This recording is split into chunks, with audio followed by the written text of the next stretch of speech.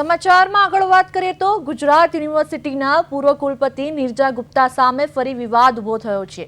એબીવીપીએ આક્ષેપ કર્યો છે કે તેમના કાર્યકાળ દરમિયાન યુનિવર્સિટીના નાણાંનો દુરુપયોગ થયો અને કરોડો રૂપિયાનું નુકસાન પહોંચાડવામાં આવ્યું।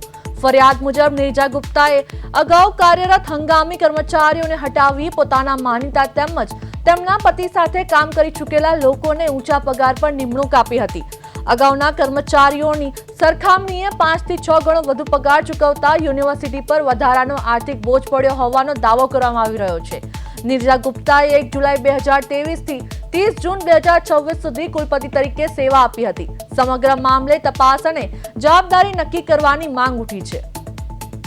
ગુજરાત યુનિવર્સિટીના પૂર્વ વીસી નિર્જા ગુપ્તાના છુટ્ટા હાથે લાણી કુલપતિની સત્તાના દુરુપયોગનો નિર્જા ગુપ્તા પર આરોપ। પોતાના માનીતા અને પતિ સાથેના કર્મીને 6 ગણી સેલરી ચૂકવી યુનિવર્સિટીને 10.93 કરોડના નુકસાનનો એબીવીપીનો આક્ષેપ।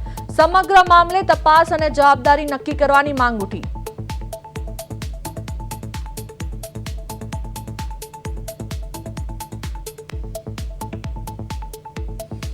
તો અમારી સાથે એબીવીપીના અધ્યક્ષ દેવ મુરારી ફોન લાઈન પર જોડાયા છે।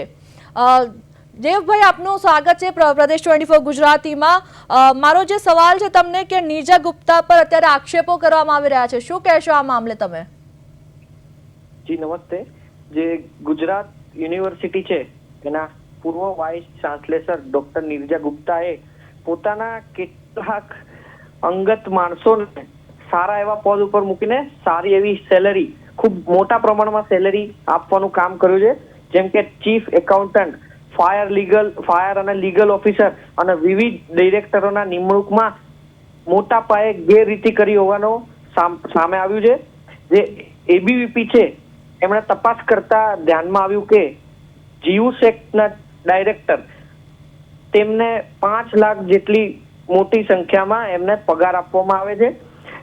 જે આપણા તાલુકા કે જિલ્લાના કલેક્ટર કે મુખ્યમંત્રીને પણ એટલો પગાર આપવામાં આવતો નથી। તેમ છતાં કોઈ જાહેરાત કે ઇન્ટરવ્યુ વગર પોતા માનીતા લોકોને આ ગુજરાત યુનિવર્સિટીના સારા એવા પદ ઉપર મૂકી દેવામાં આવ્યા છે। તેમ બીજું કે સીપીસી અને કેએસના ડાયરેક્ટર એમને પણ આ રીતે જ તેમની નિમણૂક કરવામાં આવી છે। અને જે પીસી મેડમ જે પોતે આઈકેએસના 10 જેટલા પીઓપીને 2.5 લાખ જેટલો જંગી પગાર એમને પણ આપવામાં આવે છે।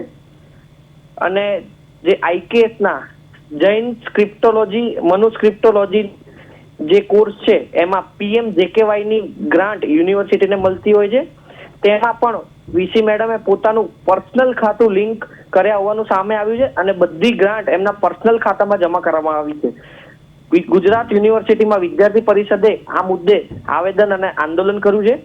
વિદ્યાર્થી પરિષદની માંગ છે કે આ જે ગેરરીતિ સામે આવી છે એના પર વિદ્યાર્થી પરિષદે 24 કલાકનું અલ્ટિમેટમ આપ્યું છે કે આ જે બધો પગાર છે વિદ્યાર્થીના પૈસાનો તે તાત્કાલિક ધોરણે રિકવરી કરવામાં આવે અને આજે જાહેરાત વગર, ઇન્ટરવ્યુ વગર જે ડાયરેક્ટરોને પોતાના જગ્યા ઉપર બેસાડવામાં આવે છે તેમને એ પદથી દૂર કરવામાં આવે।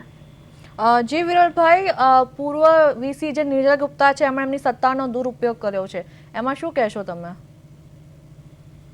ગુજરાત યુનિવર્સિટીમાં વાઇસ ચાન્સેલર પાસે ખૂબ મોટા પ્રમાણમાં સત્તા આપવામાં આવે છે। તે કોઈ પણ જગ્યાએ ડાયરેક્ટરની ભરતી કરી શકે છે કે કોઈ પણ બોર્ડની કમિટીમાં નામ પાસ કરી હોવાનું સામે આવ્યું છે અને કોઈ ઇન્ટરવ્યુ કે જાહેરાત વગર જ પોતાની મનમાની અંગત લોકોને આવા સારા એવા પોસ્ટ પર મૂકીને ખૂબ મોટી પ્રમાણમાં આ જે પગાર છે એ આપવાનું સામે આવ્યું છે અને એ સામે આવતા જ વિદ્યાર્થી પરિષદે તેમની જાણ કરી છે યુનિવર્સિટીમાં। વિરલભાઈ, યુનિવર્સિટીને અંદાજે કેટલા કરોડનું નુકસાન થયું હોવાનો દાવો છે? યુનિવર્સિટીને અંદાજે જે 10 થી 10.5 કરોડનું નુકસાન થયા હોવાનું સામે આવ્યું છે। વિદ્યાર્થીઓ અહીંયા ટુકડે ફી ભરીને અહીંયા શિક્ષણ મેળવવા માટે આવતા હોય છે અને આ વીસી મેડમે પોતાની સત્તાનો દુરુપયોગ કરીને આ બધા જ પૈસા પોતાના અંગત લોકોને ખવડાવીને આ જે યુનિવર્સિટીના પૈસાની લાગણી કરી હોય એવું દેખાઈ આવ્યું છે આપણને। જી વિરલભાઈ, આપનો ખૂબ ખૂબ આભાર, આપ પ્રદેશ 24 ગુજરાતી સાથે જોડાયા તે બદલ।